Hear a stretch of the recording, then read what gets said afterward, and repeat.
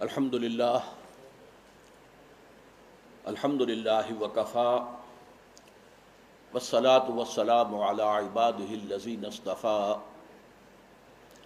خصوصاً علی افضلہم محمد صلی اللہ علیہ وسلم. اما بعد فقد قال اللہ تبارک و تعالی کما ورد فی سورۃ النساء اعوذ باللہ من الشیطان الرجیم بسم اللہ الرحمن الرحیم ان الذین یکفرون باللہ ورسلہ ویریدون ان یفرقوا بین اللہ ورسلہ ویقولون نؤمن ببعض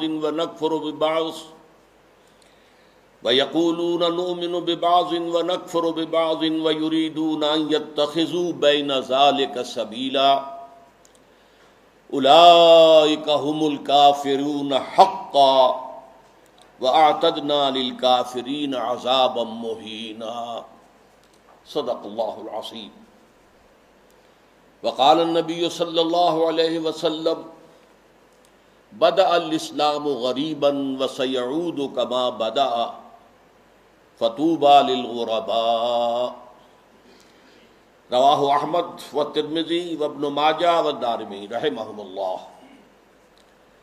رب اشرح لی صدری ویسر لی امری واحلل عقدۃ من لسانی یفقہوا قولی. اللہم ربنا الہمنا رشدنا واعذنا من شرور انفسنا. اللہم ارنا الحق حقا وارزقنا اتباعہ وارنا الباطل باطلا وارزقنا اجتنابہ. آمین یا رب العالمین. معزز حاضرین اور محترم خواتین، السلام علیکم ورحمۃ اللہ وبرکاتہ. احادیث نبویہ میں علی صاحب الصلاۃ والسلام جس معین شخصیت کا ذکر ہے دجال اکبر کے عنوان سے، ابھی اس کا ظہور تو نہیں ہوا، اگرچہ شاید اب زیادہ دور بھی نہیں ہے، لیکن جیسے کہ انگریزی میں کہتے ہیں coming events cast their shadows before. جو آنے والے واقعات ہوتے ہیں مستقبل میں، ان کے سائے پہلے سے پڑنے شروع ہو جاتے ہیں. تو وہ دجال اکبر کب ظاہر ہوگا، کس شکل میں آئے گا، کہاں سے آئے گا، اس وقت اس سے بحث نہیں ہے. لیکن دجالیت، فتنہ دجال، وہ کئی صدیوں سے نہ صرف یہ کہ شروع ہو چکا ہے، بلکہ رفتہ رفتہ تدریجاً اس کے سائے گہرے سے گہرے تر ہوتے چلے جا رہے ہیں.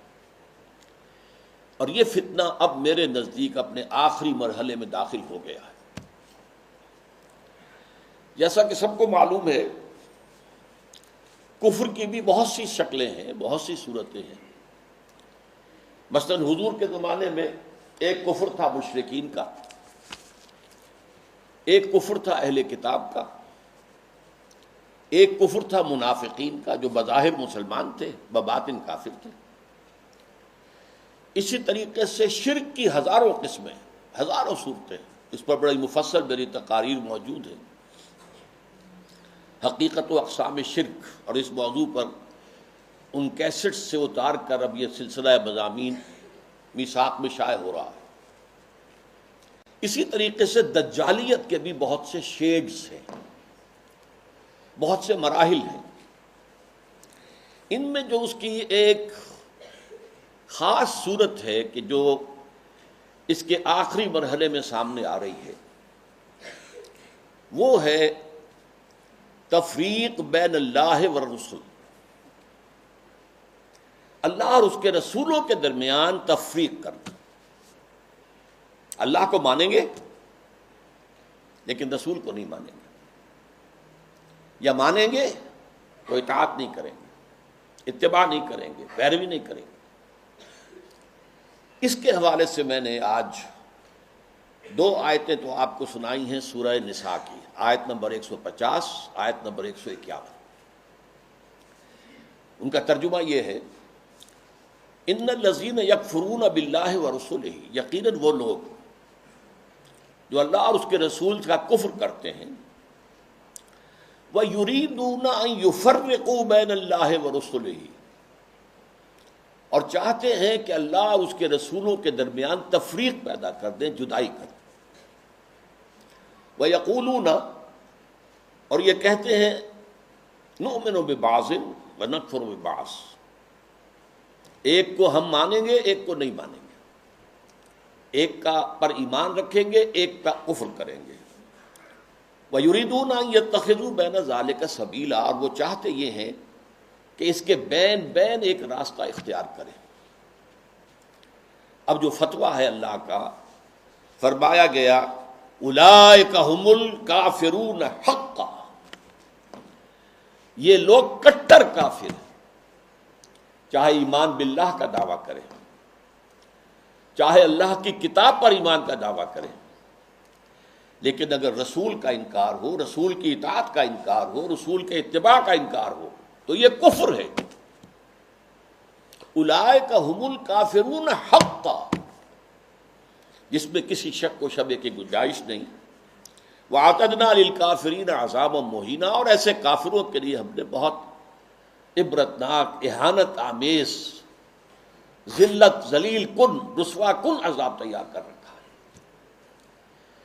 اس آیت کے بارے میں عام طور پر لوگوں کی جو رائے ہے وہ تفریق بین الرسل والانبیاء، اس کی طرف ذہن جاتا ہے، یعنی رسولوں میں سے بعض کو ماننا بعض کو نہ ماننا، یہ بھی کفر ہے، اور یہ قرآن مجید کے مستقل مضامین میں سے ہے۔ رسولوں کو بھی سب کو ماننا، اور ہمارا ایمان یہ ہے کہ جن رسولوں کا ذکر قرآن میں، نبیوں کا ذکر ہو گیا، ان کو تو ماننا ہے ہی، ان میں سے تو کسی ایک کا انکار سب کا انکار ہو جائے گا۔ اس کے علاوہ بھی ہمیں معلوم ہے کہ دنیا میں اور بہت سے نبی اور رسول آئے ہیں جن کا ذکر قرآن میں نہیں ہے۔ رسولا قد قصصناہم علیک من قبل ورسلا لم نقصصہم علیک، اے نبی ہم نے بہت سے رسول ایسے بھی ہیں جن کا ذکر آپ کے سامنے کیا ہے پہلے، اور ایسے بھی بہت سے ہیں جن کا ذکر نہیں کیا، لیکن اجمالاً ہم ان سب پر ایمان رکھتے ہیں، یہ ہمارا عقیدہ ہے۔ تعین کے ساتھ انہی کو مانیں گے جن کا ذکر قرآن میں ہوا۔ تو یہ تفریق بین الرسل کا معاملہ بھی قرآن مجید کا ایک مستقل مضمون ہے، جس کے لیے دو مثالیں میں آپ کے سامنے پیش کرتا ہوں۔ سورہ بقرہ کے آخر میں بھی، جو آخری سے پہلی آیت ہے، لاسٹ بٹ ون، اور سورہ بقرہ میں 16ویں رکوع کے آخر میں بھی یہ مضمون آیا ہے۔ 16ویں رکوع میں فرمایا گیا قولوا آمنا باللہ وما انزل الینا وما انزل الی ابراہیم واسماعیل واسحاق ویعقوب والاسباط وما اوتی موسیٰ وعیسیٰ وما اوتی النبیون من ربہم لا نفرق بین احد منہم۔ اے مسلمانوں کہو ہم ایمان لاتے ہیں اللہ پر بھی، اور اس پر بھی جو ہم پر نازل کیا گیا، اور اس پر بھی جو ہم سے پہلے نازل کیا گیا، ابراہیم پر، اسماعیل پر، اسحاق پر، یعقوب پر، ان کی اولاد پر، موسیٰ پر، عیسیٰ پر، اور تمام نبیوں کو جو کچھ دیا گیا ہم اس سب پر ایمان رکھتے ہیں، اور لا نفرق بین احد من، ان میں سے کسی کے درمیان تفریق نہیں کرتے، تمام نبیوں کو مانتے ہیں۔ اسی طرح جو سورہ بقرہ کی آخری سے پہلی آیت ہے آمن الرسول بما انزل الیہ من ربہ والمؤمنون کل آمن باللہ وملائکتہ ورسلہ لا نفرق بین احد من رسلہ، ہم اس کے رسولوں میں سے، اللہ کے رسولوں میں سے کسی ایک کی بھی تفریق نہیں کرتے۔ تو تفریق بین الانبیاء والرسل بھی قرآن کا ایک مستقل موضوع ہے۔ اس مقام پر توجہ کی ضرورت ہے۔ یہاں اصلاً جو بات سامنے آ رہی ہے وہ یہ ہے تفریق بین اللہ والرسل، اللہ اور رسولوں کے درمیان تفریق کر دینا، اللہ کو ماننے کا دعویٰ کرنا لیکن رسولوں کو ماننے سے انکار کر دینا، یا ماننا تو اس کے اتباع اور اس کی اطاعت سے انکار کر دینا۔ یہ در حقیقت ایک اہم ترین جو ہے فتنہ اس وقت جو دجالیت کا سب سے بڑا سیلاب آ رہا ہے، اس کا اصل ہدف یہی ہے، اس کا گول تو یہ ہے کہ اسلامی تہذیب کے جو بچے کھچے اثرات رہ گئے ہیں ان کا صفایا کر دیا جائے، لیکن اس کا حربہ کیا ہے؟ اللہ اور اس کے رسول کے درمیان تفریق۔ اچھا، یہ تفریق جو ہے بین اللہ والرسل، اس کی ایک تاریخ میں آپ کے سامنے پہلے اجمالاً درج کر دوں۔ آغاز اسلام میں سب سے پہلے اس کا اظہار ہوا ہے، مظاہرہ ہوا ہے یہود کی طرف سے۔ ہم اللہ کو مانتے ہیں، یوم آخر کو مانتے ہیں، ہمیں بھی مسلمان مانو، صاحب ایمان تسلیم کرو۔ یہ جو دوسرا رکوع ہے سورہ بقرہ کا، اس میں اگرچہ منافقین کا تذکرہ بھی ہے، لیکن یہاں اصلاً یہود کا ذکر ہے۔ وَمِنَ النَّاسِ مَن يَقُولُ آمَنَّا بِاللَّهِ وَبِالْيَوْمِ الْآخِرِ وَمَا هُمْ بِمُؤْمِنِينَ۔ لوگوں میں سے کچھ ایسے بھی ہیں جو کہتے ہیں ہم ایمان رکھتے ہیں اللہ پر بھی، یوم آخر پر بھی، لیکن وہ ہرگز مومن نہیں ہے۔ یخادعون اللہ والذین آمنوا وما یخدعون الا انفسهم وما یشعرون فی قلوبہم مرض فزادہم اللہ مرضا ولہم عذاب علیم بما کانوا یکسبون۔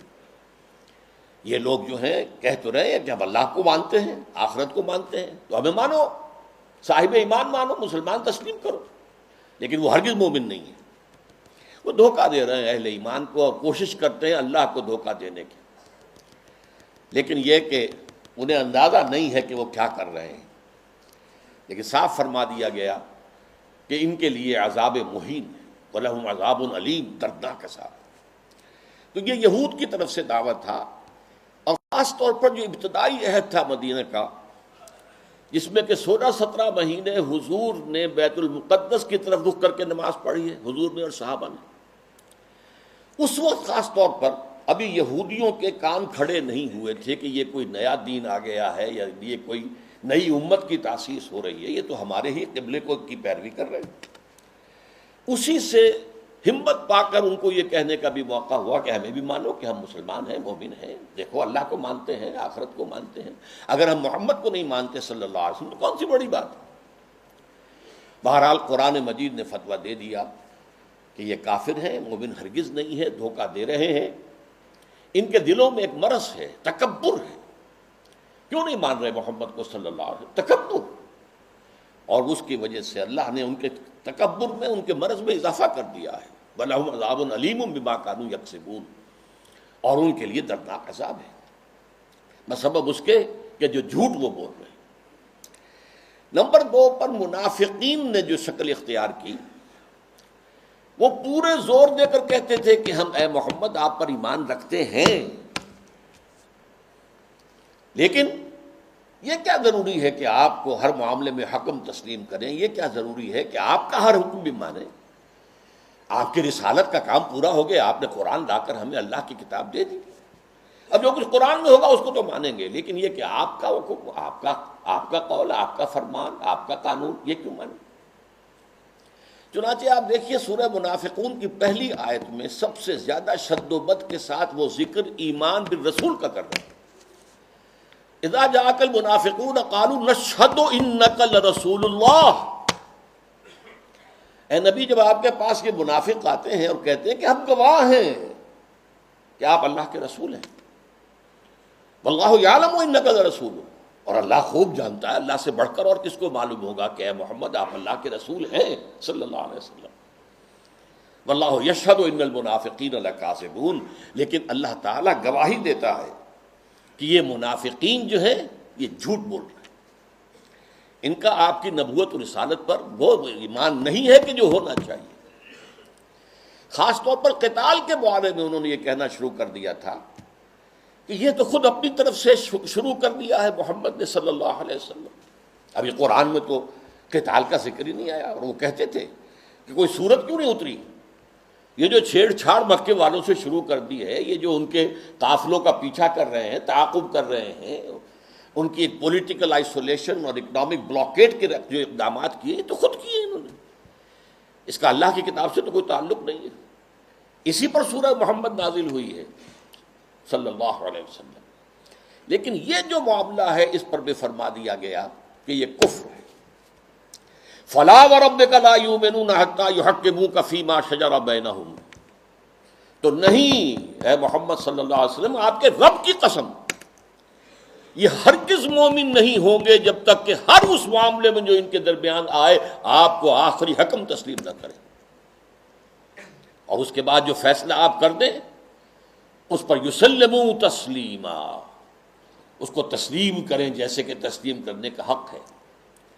ثم لا یجدوا فی انفسہم حرجا مما قضیت، پھر وہ اپنے سینوں میں تنگی بھی محسوس نہ کریں آپ کے فیصلے پر، یعنی مان تو لیا ہے لیکن سینے کے اندر تنگی ہو رہی، بات یہ غلط ہی ہے، یہ خام خواہ جبرن ماننی پڑ رہی ہے، اب کیا کریں، مسلمانوں میں اپنے آپ کو شامل کرانا ہی ہے۔ تو فرمایا کہ اگر یہ اپنے سینوں میں بھی تنگی محسوس کریں گے بظاہر اس قول اور آپ کے فیصلے کو تسلیم کرتے ہوئے، تب بھی یہ مومن نہیں۔ فلا وربک لا یؤمنون حتی یحکموک فیما شجر بینہم ثم لا یجدوا فی انفسہم حرجا مما قضیت ویسلموا تسلیما، یہ صاف فیصلہ قرآن کا۔ وما ارسلنا من رسول الا لیطاع باذن اللہ،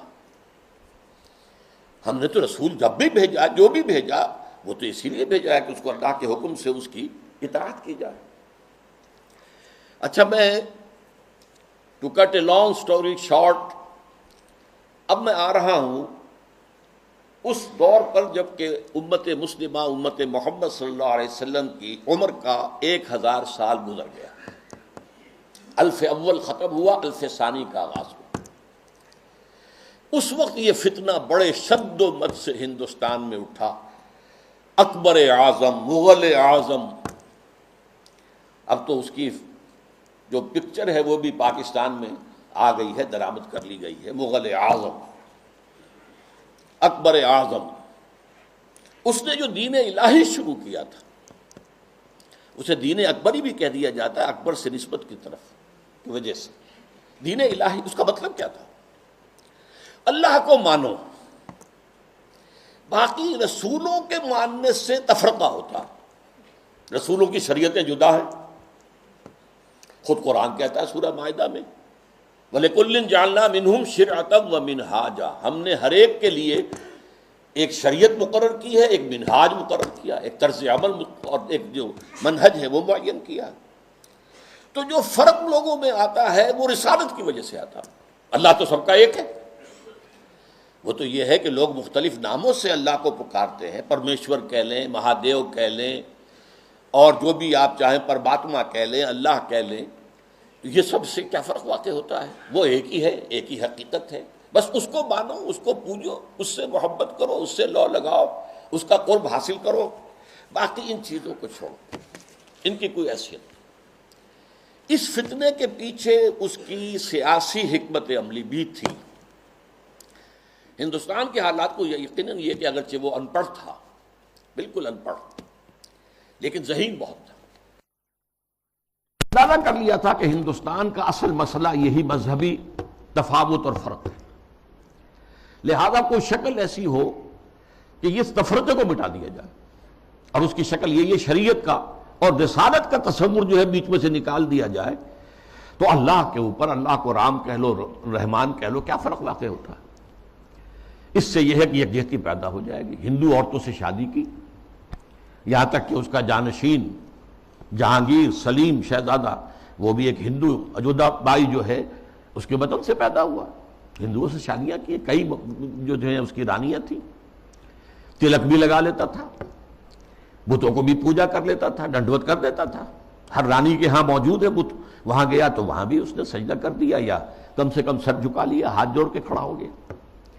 یہ سارا فتنہ اس نے شروع کیا تھا ایک پولیٹیکل وزڈم کے تحت، لیکن اس کی ایک تائید ہو رہی تھی، اور وہ تصوف کے جس میں ہمہ اوست اور وحدت الوجود گڑبڑ ہو گئے تھے، pantheism and unity of existence, یہ دو چیزیں علیحدہ ہیں، ان میں فرق باریک سا ہے، عوام اس فرق کو سمجھنے سے قاصر ہے۔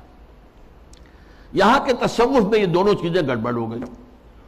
ہمارے ہاں بھی صوفی شاعر نے کہا ہے نا، مسجد مندر ہکڑو نور، یہ سرائے کی علاقے کے بہت بڑے صوفی، مسجد میں اور مندر میں ایک ہی نور ہے، نور تو ایک ہی ہے، رام کہہ لو، رحمان کہہ لو، کیا فرق پڑتا؟ آپ کے لاہور میں مزار ہے کس کا؟ مادھو لال حسین، اب یہ مادھو لال ہندو نام، حسین کا اس کے اندر لاحقہ لگا دیا۔ تو یہ تصوف جو ہے، یہ اور اکبر کی حکمت عملی نے مل کر ایک اتنا بڑا فتنہ شروع کیا کہ محمد کی شریعت اور محمد کی رسالت کا دور ختم ہو گیا صلی اللہ علیہ وسلم. وہ 1000 سال کے لیے تھا. کیونکہ قرآن مجید میں 2 جگہ یہ بات آئی ہے کہ اللہ کا ایک دن تمہارے حساب سے 1000 سال کا بنتا ہے. وہ ایک دن اللہ کا ختم ہو گیا اور یہ جو شریعت محمدی اور نبوت محمدی کا دور تھا وہ ختم ہوا. اب یہ ایک نیا دور ہے, اس میں جو ہے وہ دین الہی چلے گا. اس فتنے کا توڑ کیا حضرت مجدد الف ثانی. میں نے کہا تھا نا یہ الف ثانی کے آغاز میں فتنہ اٹھا. امت کی عمر کا دوسرا 1000واں جو ہے دور وہ شروع ہو رہا تھا, 1000 سالہ دور. تو وہ فتنہ جو تھا الف ثانی کا, اس کا توڑ کرنے کے لیے اللہ نے جس مجدد کو اٹھایا ہے اس کا نام ہی پڑ گیا مجدد الف ثانی رحمۃ اللہ علیہ, شیخ احمد سرہندی. اس نے توڑ کیا, جس کے بارے میں اقبال کہتا ہے گردن نہ جھکی جس کی جہانگیر کے آگے, جس کے نفس گرم سے ہے گرمی احرار. وہ ہند میں سرمایہ ملت کا نگہباں, اللہ نے بر وقت کیا جس کو خبردار. ملت تو ختم ہو رہی تھی, اس لیے کہ ملت کی تو بنیاد جو ہے وہ حضور صلی اللہ علیہ وسلم کے اتباع اور اطاعت پر ہے. محض قرآن پر تو نظام کوئی بنتا ہی نہیں سرے سے. نماز کا نظام نہیں بنتا, اور کیا نظام بنے گا؟ نماز کا نظام کہاں بنے گا قرآن پر؟ تاکیدی حکم ہے نماز قائم کرو, نماز قائم کرو, نماز قائم کرو. وہ 5 نمازوں کا ذکر کہاں ہے؟ یہ ان رکعتوں کا ذکر کہاں ہے کہ فجر کی 2 ہیں فرض جو رکعتیں ہیں, اور ظہر اور عصر کی 4 ہیں, مغرب کی 3 ہیں, عشاء کی پھر 4. کہاں ہے قرآن میں؟ تو کہیں نہیں. اس لیے نظام اگر بنتا ہے, یہاں تک کہ نماز کا نظام بھی وہ سنت سے بنتا ہے. ملت بنتی ہے تو سنت سے بنتی ہے. بمصطفیٰ پر اساخی شرا کے دی ہماوست, اگر مؤون رسیدی تمام بولا بیست. اپنے آپ کو مصطفیٰ صلی اللہ علیہ وسلم کے قدموں تک پہنچا دو کہ دین تو نام ہی ان کا ہے. بہت صحیح بات ہے. اگر ان تک تمہاری رسائی نہ ہوئی تو سب مقبولہ بھی ہے. یہی فتنہ پھر 19ویں صدی میں سامنے آیا ہے. اب یہ ایک ہندو کے ذریعے سے آیا. راجہ رام موہن رائے بہت بڑا عالم تھا, فارسی کا, عربی کا, اردو کا, ہندی تو اس کی زبان تھی. اور ہندوؤں میں جو احیاء ہوا ہے ان کا قومی سطح پر, وہ جن اشخاص کا مرہون منت ہے ان میں بہت بڑے مقام پر راجہ رام موہن رائے ہے. اور یہ موحد تھا, موحد کامل. چنانچہ انگریز جب آ چکے, آپ کو معلوم ہے 18ویں صدی میں آ گیا تھا انگریز. جنگ پلاسی کے بعد سے بنگال پر اس کا قبضہ ہو چکا تھا. اس کے بعد رفتہ رفتہ وہ سیلاب آگے آ رہا تھا. کلکتے ہی میں انہوں نے پہلا پریس قائم کیا, پہلا کالج قائم کیا, انجیلیں اردو میں ترجمہ کر کے, مقامی زبانوں میں ترجمہ کر کر کے لاکھوں کی تعداد میں پھیلا دی. اس فتنے میں مسلمان جو نہیں بہے اس کے ایک اور بھی اسباب ہیں اللہ کے فضل و کرم سے, لیکن ایک بہت بڑا ذریعہ راجہ رام موہن رائے بنا.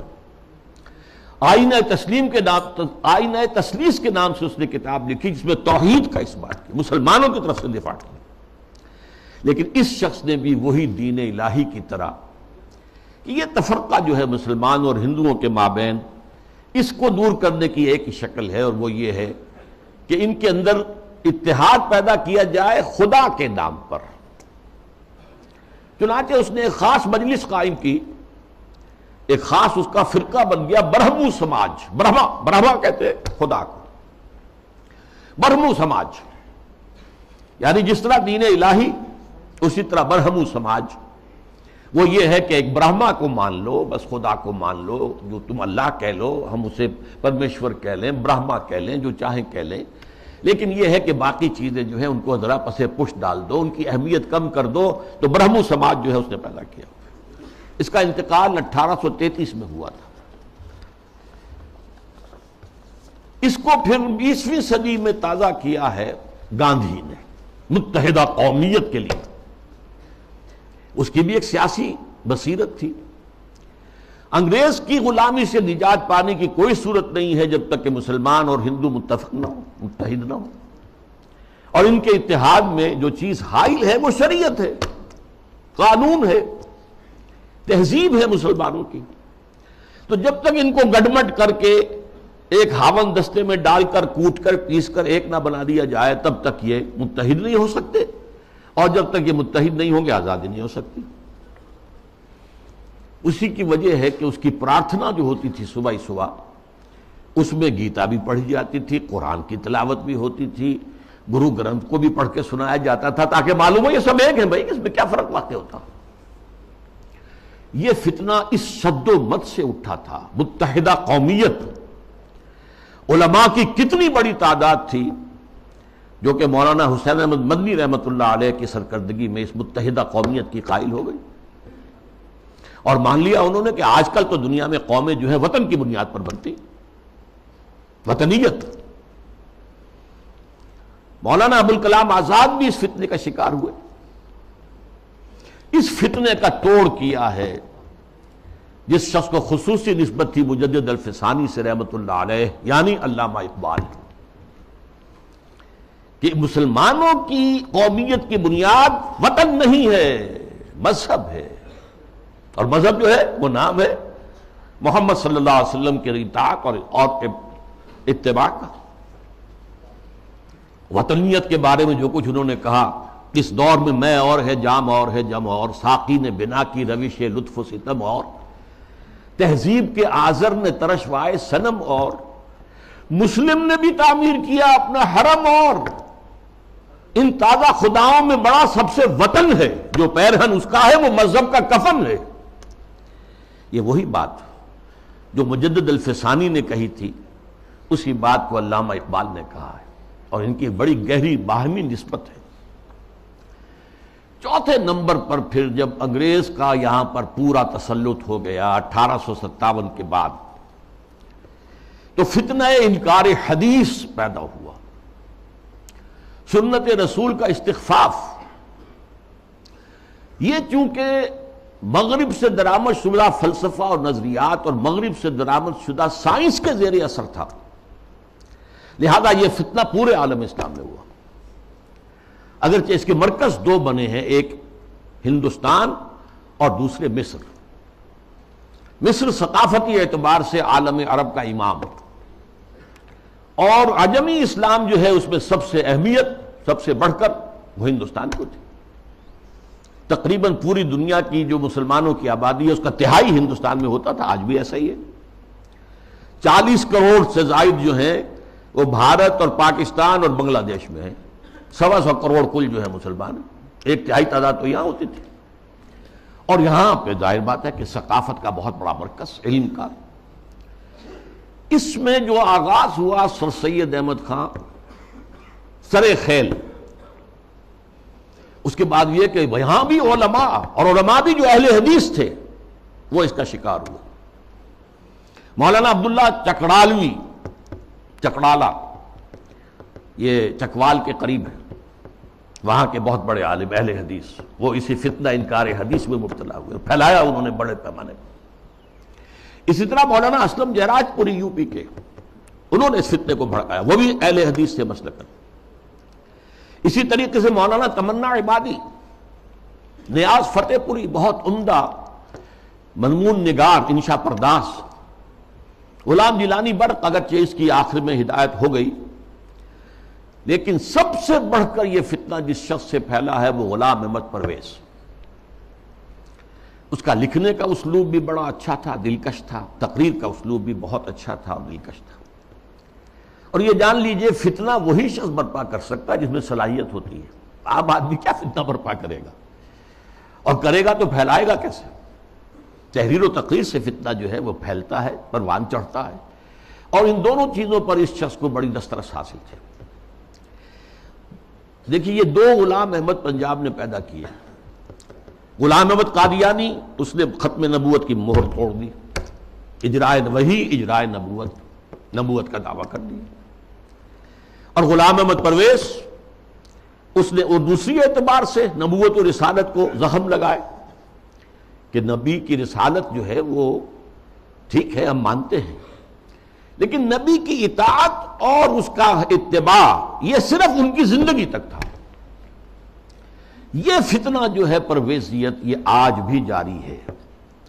اس کے کچھ کیسٹس ہیں جو آج بھی پھیل رہے ہیں، نہ صرف پاکستان کے مختلف حصوں اور علاقوں میں، بلکہ اور باقی باہر کے ممالک کے اندر بھی چھوٹے چھوٹے جو ہیں ان کی جو بزم بنتی ہے، بزم طلوع اسلام جیسے یہاں پر ہوتی تھی، طلوع اسلام اس کا رسالہ تھا، تو ایسی بزمیں بنتی ہیں اور اس کے اندر لوگ جمع ہو کر اور یہ اس کے کیسٹ سنتے ہیں، اس کی تقریریں سنتے ہیں۔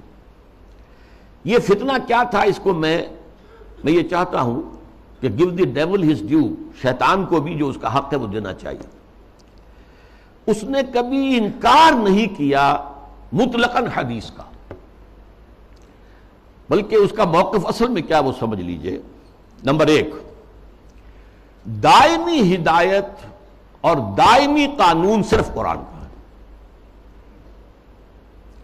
سنت رسول کے حکم پر چلنا، قرآن میں جہاں بھی آیا ہے اطیعوا الرسول، اس سے مراد کیا ہے؟ اس وقت رسول امیر بھی تھے مسلمانوں کے، تو یہ اطاعت امیر کا ہے۔ وہ سربراہ مملکت بھی بن گئے مدینے میں، تو اطاعت جو ہے وہ حکمران کی ہے۔ اس اعتبار سے وہ مرکز ملت تھے، مرکز ملت کی اطاعت ہوگی۔ اب جب بھی کوئی اسلامی ریاست قائم ہوگی تو جو مرکز ملت ہوگا اس کی اطاعت ہوگی، اس سے حق حاصل ہوگا، وہ جو بھی حکم تسلیم کرے، جو حکم نہ تسلیم کرے۔ اس طرح گویا کہ رسالت محمدی اور نبوت محمدی اور شریعت محمدی اور سنت محمدی، اس کی اس نے گویا کہ عملاً نفی کر دی۔ انہوں نے کہا کہ ہم حدیثیں صرف وہی مانیں گے جو قرآن کے مطابق ہو۔ اچھا، کوئی شے قرآن کے مطابق ہے یا نہیں ہے کون طے کرے گا؟ ہم کریں گے۔ قرآن کی تشریح اور تعبیر اور تفسیر اگر سنت سے آزاد ہو کر کی جائے تو ظاہر بات ہے قرآن کو موم کی ناک بنایا جا سکتا ہے، ادھر موڑ دے ادھر موڑ دے، جو چاہے تعبیر کر لے۔ اس کی ایک میں مثال آپ کو دیتا ہوں، اگرچہ وہ بڑی استہزائیہ سے مثال ہے۔ قرآن مجید میں حکم آیا سورہ مائدہ میں، وَالسَّارِقُ وَالسَّارِقَةُ فَاقْطَعُوا أَيْدِيَهُمَا، چور مرد ہو یا عورت ان کے ہاتھ کاٹ دو۔ اب اس کی کیا تعبیر کی؟ رسول نے تو سمجھا ہاتھ کاٹنا ہے، اور آپ نے ہاتھ کاٹے۔ ایک مخزومی خاتون تھی بڑے اونچے گھرانے کی، بنو مخزوم وہی ابو جہل کا قبیلہ ہے، فاطمہ نام تھا، فاطمہ مخزومیہ، اس نے چوری کی۔ اب اس کا ہاتھ کاٹنے کا حکم دے دیا گیا۔ لوگوں میں بڑی جو ہے بے چینی پھیلی، بڑے اونچے خاندان کی یہ عورت ہے، اس کا ہاتھ کٹے گا۔ اور تو کسی کو جو ہے لب کشائی کی ہمت نہیں تھی۔ حضرت انس حضور کے خادم خاص تھے، ان کو ذریعہ بنایا کہ حضور یہ اونچے خاندان کی عورت ہے، خاندان کی ناک کٹ جائے گی، آپ اس میں نرمی کیجیے۔ حضور نے سخت غصے کا، غضب کا اظہار کیا۔ اے انس، تم سے پہلی جو امتیں برباد ہوئیں اسی لیے ہوئیں کہ جب اونچی قسم کے لوگ، اونچے لیول کے لوگ جرم کرتے تھے انہیں چھوڑ دیا جاتا تھا، اور عوام اور غریب لوگ جرم کرتے تھے تو انہیں سزا دی جاتی تھی۔ خدا کی قسم، اگر فاطمہ بنت محمد بھی چوری کرے گی، معاذ اللہ ثم معاذ اللہ ثم معاذ اللہ، رضی اللہ تعالی عنہا وصلی اللہ علیہ وسلم، تو اس کا بھی ہاتھ کاٹا جائے۔ اب اس کی تعبیر پرویز صاحب کیا کرتے ہیں؟ ان کا ہاتھ کاٹ دو مطلب ایسا معاشرہ، ایسا معاشی نظام بنا دو کہ چوری کی ضرورت ہی نہ رہے۔ جیسے محاورے میں کہتے ہیں نا، والدین کسی مسئلے میں اپنے بیٹے سے، بھائی تم نے تمہارے ہاتھ کاٹ دیے، یعنی یہ کہ تم نے تو ایسا قدم اٹھا لیا کہ اب ہم کچھ کر ہی نہیں سکتے۔ یہ گویا کہ اس محاورے پر لے آیا، ان کے ہاتھ کاٹ دو یعنی ایسا ماحول پیدا کر دو، ایسا سوشلسٹ نظام برپا کر دو کہ جس میں ہر ایک شخص کی ضرورت پوری ہو رہی ہے تو کائے کو چوری کرے گا۔ یہ ہاتھ کاٹ دو کا مفہوم ہے، یہ نہیں ہے، یہ تو مولویوں نے بنا لیا ہے، اور یہ غلط تصور ہے کہ ہاتھ کاٹے جائیں۔ حالانکہ ڈھٹائی کا یہ عالم ہے کہ اسی آیت میں آگے فرمایا گیا ہے جزاء بما کسبا نکالا من اللہ، یہ در حقیقت ان کے کرتوت کا بدلہ ہے۔ تو گویا کہ ان کے کرتوتوں کا بدلہ یہ ہے کہ ایسا نظام قائم کرو، یہ ان کے کرتوتوں کا بدلہ ہے۔ نکالن، اور عبرت ہے لوگوں کے لیے اللہ کی طرف سے۔ اللہ عبرت کیسے ہوگی؟ کیا اس اعلیٰ نظام سے عبرت پیدا ہوگی؟ قرآن مجید اپنی حفاظت کرتا ہے، لا یاتیہ الباطل من بین یدیہ ولا من خلفہ، قرآن مجید کے اوپر کوئی باطل حملہ آور نہیں ہو سکتا، نہ سامنے سے نہ پیچھے سے۔ بہرحال یہ اس کا موقف تھا، اور یہ موقف آج بہت بڑے پیمانے پر ہمارے جو جدید تعلیم یافتہ لوگ ہیں ان میں موجود ہے۔ ان کے ہاں بھی یہ پہلا موقع تھا کہ درس قرآن کے نام سے محفل ہوتی تھی، اور وہ مخلوط محفل ہوتی تھی، مرد بھی اور خواتین اور نوجوان لڑکیاں بھی، اور وہ بے پردگی کے ساتھ۔ اب جو صورتحال ہے، یہ فتنہ جو ہے بہت شد و بد اور بہت بڑے پیمانے پر اور بڑی پشت پناہی کے ساتھ مغرب کے زیر اثر، اور دجال جو اس وقت ہے، دجاجلہ میں سے ایک بہت بڑا دجال جو ہے امریکہ، اور شخصی طور پر بش، اس کی ریشہ دوانی اور اس کی پشت پناہی اور اس کی تائید اور اس کی مدد سے جو فتنہ اٹھ رہا ہے، اس کا ہدف کیا ہے؟ اسلامی تہذیب کی بیخکنی کرنا، اور اس کا حربہ کیا ہے؟ تفریق بین اللہ والرسل۔ اللہ کو مانو، قرآن کو مانو، اور اس کی من مانی تعبیر کرو، رسولوں کو چھوڑو، رسول کی بات کو چھوڑو۔ وہ تھے تو اپنے وقت کے لیے تھے، ایک وقتی کلچر انہوں نے پیدا کر دیا تھا، ایک وقتی نظام پیدا کر دیا تھا، وہ لوگوں کی اس وقت کی ذہنی سطح کے مطابق تھا، اس وقت کے ماحول کے مطابق تھا، یہ کوئی مستقل اور دائمی شے نہیں۔ حربہ یہ ہے۔ اس ضمن میں اب میں ذرا تھوڑا سا تاریخی پس منظر بیان کروں۔ دیکھیے، اس وقت جو ہے شیطان لعین اور اس کے سب سے بڑے ایجنٹ کے ذریعے سے دجالیت جو مرحلہ وار آگے بڑھی ہے، اس موضوع پر میں تقریر اسی جگہ پر کر چکا ہوں 22 فروری 2004 کو، 2.25 سال پہلے، موجودہ عالمی حالات میں اسلام کا مستقبل کے عنوان سے۔ سب سے پہلی دجالیت جو آئی دنیا میں، وہ ریاست اور سیاست کے میدان میں آئی، سیکولرزم کے عنوان سے۔ مذہب کو، خدا کو، خدائی ہدایت کو، خدائی احکام کو، آسمانی ہدایت کو پرے کر دو ریاست سے۔ ریاست، قانون، یہ انسانوں کا کام ہے بنانا۔ ہیومن سوورنٹی، پاپولر سوورنٹی، عوام خود حاکم ہیں، وہ اپنے نمائندوں کے ذریعے سے جو چاہیں کہ قانون بنائیں گے۔ رکھ دو، اللہ کو مسجد میں بند کرو، اور خدا کو جو ہے جہاں چاہو بند کر دو، ہمارے ایوان حکومت میں نہیں آئے گا، ہمارے قانون ساز ادارے میں وہ نہیں آئے گا، حاکمیت اس کی نہیں ہے، حاکمیت عوام کی۔ یہ دجالیت کا یہ سب سے بڑا وار، سب سے پہلا چیز ہی سب سے اہم بھی ہوتی ہے، اور یہ گلوبل ہو چکی ہے پوری دنیا میں، پوری دنیا۔ واقعہ یہ ہے کہ اللہ کے خلاف، خدا کے خلاف اس سے بڑی بغاوت آج تک نہیں ہوئی۔ اس سے پہلے کیا ہوتا تھا؟ ایک بڑے خدا کو ماننے کے ساتھ چھوٹے چھوٹے خدا بھی مان لیے، بس شرک ہوتا تھا۔ لیکن خدا کو اس طرح انسانی معاملات، اور خاص طور پر ظاہر بات ہے ریاست اور سیاست اور قانون، یہی تو سب سے بڑی چیزیں ہوتی، ان سے بے دخل کر دینا خدا کا، یہ اس دور میں ہوا۔ نمبر 2 دور آیا معیشت کا۔ معیشت کی بنیاد انٹرسٹ بیسڈ کیپٹلزم پر کر کے، آسمانی شریعتوں کے نزدیک سب سے بڑا گناہ جو ہے عمل میں، وہ سود ہے۔ عقائد میں شرک ناقابل معافی، ان اللہ لا یغفر ان یشرک بہ ویغفر ما دون ذلک لمن یشاء۔ اعمال میں سود، جس پر اللہ اس کے رسول کی طرف سے اعلان جنگ ہے، وہ سود مرکزی شے بن گیا معیشت کی۔ بینکنگ، انٹرسٹ، کیپٹلزم، یہ بھی گلوبل ہو چکا ہے فتنہ، پوری دنیا، مسلم غیر مسلم، مشرقی مغربی، سب ہر جگہ۔ اب تیسرا وار جو آ رہا ہے یا شروع ہو چکا ہے کافی بڑے پیمانے پر، اور مغرب اور اس کے زیر اثر جو دوسرے ممالک ہیں ان کے اندر تو وہ آ چکا ہے پورے طور پر۔ ابھی عالم اسلام میں پورے طور سے نہیں آیا ہے، جس کے لیے بڑی ایک منظم سازش کے ساتھ بڑی جد و جہد ہو رہی ہے۔ وہ کیا ہے؟ شرم و حیا، عفت و عصمت کے تصورات، اور ستر و حجاب کے قوانین اور ضابطوں کے خلاف، اس سے آزاد تہذیب اور معاشرت۔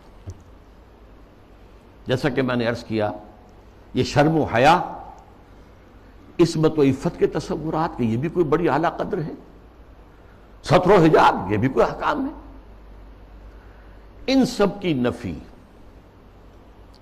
اسلامی تہذیب کو اس وقت سب سے بڑا چیلنج اس سے، اس لیے کہ یہ اسلامی تہذیب کا بنیادی نقطہ ہے، اہم ترین ہے۔ اس ضمن میں دیکھیے، سب سے پہلے امریکہ میں ان کے جو تھنک ٹینکس ہوتے ہیں، بڑے بڑے مفکر ہوتے ہیں، تھنکرز ہوتے ہیں، وہ چیزیں لکھتے ہیں اور وہ گویا کہ ایک طرح کی رہنمائی ہوتی ہے حکومت کے لیے۔ سیموئل پی ہنٹنگٹن نے لکھی کتاب، بلکہ مقالہ، تہذیبوں کا ٹکراؤ۔ اب ہمارا اصل معاملہ ہماری تہذیب کا مسلم تہذیب سے ٹکراؤ ہے، تہذیبوں کا ٹکراؤ، کلیش آف سویلائزیشنز۔ اور اس میں اس نے تجزیہ کیا، یہ چیزیں پہلے بھی بیان ہوئی ہیں، لیکن اس وقت ایک خاص موضوع کے تحت میں ترتیب کے ساتھ ان چیزوں کو لا رہا ہوں۔ اس نے کہا کہ ٹوائنبی نے کہا ہے کہ دنیا میں آج تک کل 20 تہذیبیں قائم ہوئیں، ان میں سے 12 تو مر چکی، ختم ہو گئی، نسیم منسیہ ہو گئی، 8 ابھی موجود ہیں۔ ایک ہماری مغربی تہذیب ہے، 7 اور ہیں۔ ان 7 میں سے بھی 5 تو ایسی ہیں جنہیں ہم آسانی سے ایسیمیلیٹ کر سکتے ہیں۔ انڈین سویلائزیشن آسانی سے ایسیمیلیٹ ہو گئی، وہی کلچر، وہی تہذیب، وہی بے پردگی، وہی اریانی پہلے بھی تھی اب بھی آ گئی، وہی ناچ گانا وہ پہلے بھی تھا اب اور زیادہ ہو گیا، لہذا تہذیبی ٹکراؤ وہاں تو ہے ہی نہیں۔ تو دو جو تہذیبیں ہیں وہ ہمارے لیے چیلنج ہیں، وہ لوہے کے چنے ہیں، انہیں چبانے میں وقت لگے گا۔ ایک مسلم سویلائزیشن اور ایک کنفیوشین سویلائزیشن۔ کنفیوشین سویلائزیشن کے بارے میں تو میں اس وقت نہیں سمجھا تھا کہ یہ کیا واقعی کوئی چین کے اندر یا اس کے آس پاس کے ممالک میں جو بدھ مت کے پیروکار شمار ہوتے ہیں، کوئی واقعی کوئی تہذیب کنفیوشس کے حوالے سے ہے۔ ابھی حال ہی میں نیوز ویک کا ایک پرچہ چھپا ہے جس کا مین مضمون تھا کنفیوشس کا احیاء، ریوائول۔ تو یہ ہو رہا ہے چین میں اس وقت۔ لیکن یہ کہ اصل ہمارا جو مطلب ہے اس وقت، ہمارا موضوع ہے وہ مسلم سویلائزیشن ہے۔ اس نے اسے بھی شمار کیا ہے کہ یہ بھی ہمارے لیے بہت بڑا چیلنج۔ اب ذرا اسلامی تہذیب کا ایک تاریخی جائزہ۔ شرم و حیا، عفت و عصمت اور ستر و حجاب کے احکام پر مبنی اسلامی تہذیب، اس کا ایک تاریخی جائزہ۔ دیکھیے نبی اکرم صلی اللہ علیہ وسلم نے فرمایا تھا، وہ حدیث میں نے شروع میں آپ کو سنائی ہے، بدا الاسلام غریبا وسیعود کما بدا۔ اسلام کا آغاز جب ہوا ہے تو وہ بہت اجنبی سا تھا، نامانوس، لوگ سمجھتے نہیں تھے یہ کیا نئی باتیں ہیں۔ پھر اس کے بعد اسلام کے غلبے کا دور آ گیا، جب غالب ہو جائے تو سبھی دوست بن جاتے ہیں، جو بھی طاقتور ہے اس کو تو سبھی دوست ہیں، لہذا بہت سب لوگ جو ہیں اس کا علم لے کر کھڑے ہو گئے۔ لیکن ان قریب اسلام غریب ہو جائے گا، پھر اجنبی ہو جائے گا۔ تو جو لوگ اسلام کی اجنبیت میں اس کا ساتھ دیں اور خود بھی اجنبی ہو جائیں، ان کے لیے مبارکباد ہے، تہنیت ہے کہ وہ زمانے کا ساتھ نہ دیں، اسلام کا ساتھ دیں۔ چاہے کہا جائے کہ یہ بڑے فنڈامنٹلسٹ ہیں، یہ بڑے کٹھ ملا ہیں، یہ بڑے دقیانوسی ہیں، یہ بڑے تنگ نظر ہیں، یہ بڑے رجت پسند ہیں، جو چاہے کہیں، لیکن جو اسلام کے ساتھ چمٹے رہیں گے ان کے لیے فطوبى للغرباء۔ اب اس کا تاریخی تجزیہ کیا ہے؟ دیکھیے، اسلام پر اجنبیت کا پہلا پردہ یا پہلا سایہ تو پڑ گیا خلافت راشدہ کے فوراً بعد۔ حکومت و ریاست کے میدان میں امرہم شورا بینہم کے بعد ختم ہوئی اور ملوکیت، شہنشاہیت کا آغاز ہو گیا۔ اب اس کی تفصیل میں اس وقت نہیں جاؤں گا۔ بنو امیہ، بنو عباس، پھر اس کے بعد جو بادشاہتیں بنی، مغلوں کی حکومت، صفویوں کی حکومت، ترکوں کی حکومتیں، یہ تھی، یہ وہاں پر وہ خلافت کی بنیادی بات یہ نہیں تھی کہ چنو اپنے میں سے بہترین کو اور پھر اس کا حوالے کرو۔ ان اللہ یامرکم ان تؤدوا الامانات الی اہلہا، جو اہل ہو ان کے ذمہ داریاں جو ہیں ان کے ذمہ لگاؤ۔ اس کو ختم کر دیا گیا۔ اب جس کی لاٹھی اس کی بھینس۔ بنی امیہ کی طاقت زیادہ ہے، عصبیت شدید ہے، لہذا وہ آئے، انہوں نے حکومت قائم کر لی۔ تو یہ پہلا دور تھا اجنبیت کا، پہلا پردہ پڑا اسلام پر۔ دوسرا پردہ کچھ عرصے کے بعد جب ملوکیت نے خوب پنجے گاڑ لیے، مضبوطی ہو گئی اور ملوکیت شہنشاہیت میں تبدیل ہو گئی، یہ دور بنو عباس ہے۔ اس میں معیشت کے میدان میں بھی آ گیا معاملہ۔ ایک طرف جاگیرداری جو ملوکیت کی بنیاد ہوتی ہے، ہر جگہ مشرق و مغرب میں شہنشاہیت اور بادشاہیت میں آپ کو جاگیرداری ملے گی۔ جاگیردار ہوتے 30,000 منصبدار، 20,000 منصبدار، ان پر حکومت قائم ہوتی اور ان کے لیے ضروری ہے مزارعت۔ آپ نے بہت بڑی جاگیر دے دی ہے، لیکن کیا وہ شخص خود کاشت کر لے گا؟ وہ تو کسی کو بٹائی پر کاشت کے لیے دے گا نا۔ یہ زمین کا سود ہے جو سب سے پہلے اسلام میں داخل ہوا، جس کو حرام مطلق قرار دیتے ہیں امام ابو حنیفہ بھی رحمۃ اللہ علیہ، جو اصحاب الرائے کے سر خیل ہیں، امام ہیں، اور امام مالک بھی رحمۃ اللہ علیہ جو اصحاب الحدیث کے سر خیل ہیں اور سب سے بڑے ان کے نمایاں ہیں۔ لیکن یہ شام، اور پھر بیع معجل، بیع مرابحہ کے عنوان سے نقد کے معاملے میں بھی جو ہے، کرنسی کے معاملے میں بھی وہ ایک سود کی ہلکی سی شکل داخل ہے۔ یہ دوسرا دجالیت کا دور پوری دنیا میں بھی آیا، بینکنگ، انٹرسٹ بیسڈ کیپٹلزم، اور کچھ اسلامی ممالک کے اندر بھی، جیسا کہ میں نے عرض کیا کہ اس راستے سے چور دروازوں سے داخل ہوا۔ اب جو اس کا ہے مسئلہ وہ ہے معاشرت اور تہذیب پر۔ اس کی وجہ کیا ہے؟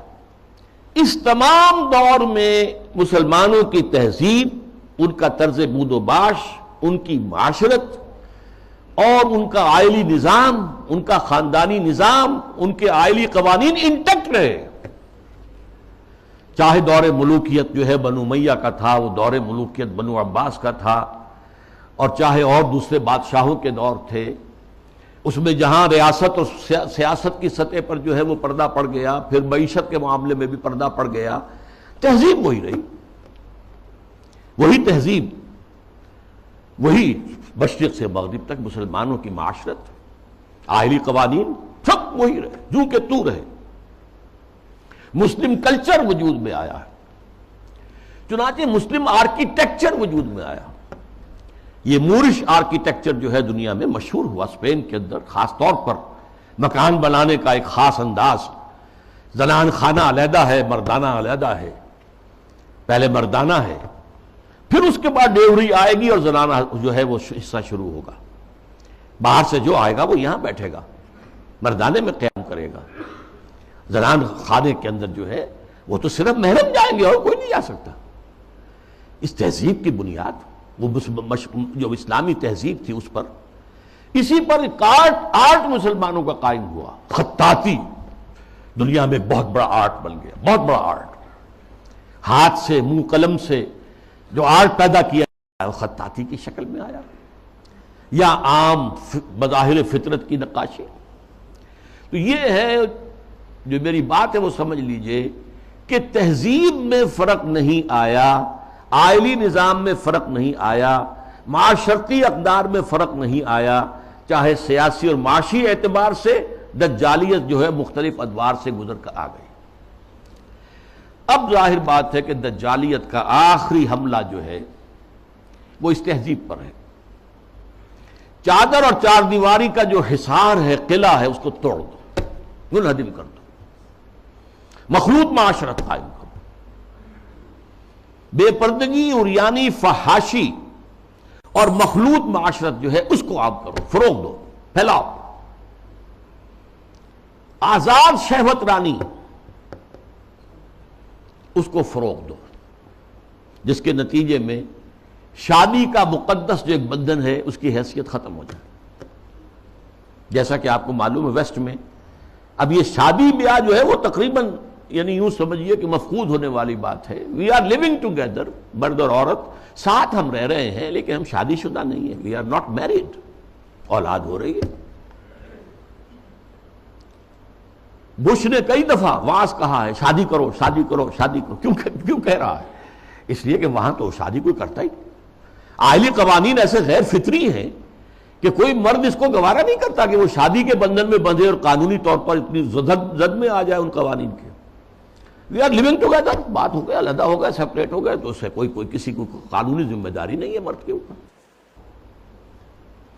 خاندانی نظام کی بے کنی، یہ ہے جو آخری حملہ ہے دجال کا، اور یہ حملہ جیسا کہ میں آپ سے کہتا ہوں کہ دنیا میں کہہ چکا ہوں، دنیا کے بہت بڑے حصے میں تو پورے طور پر آ چکا ہے۔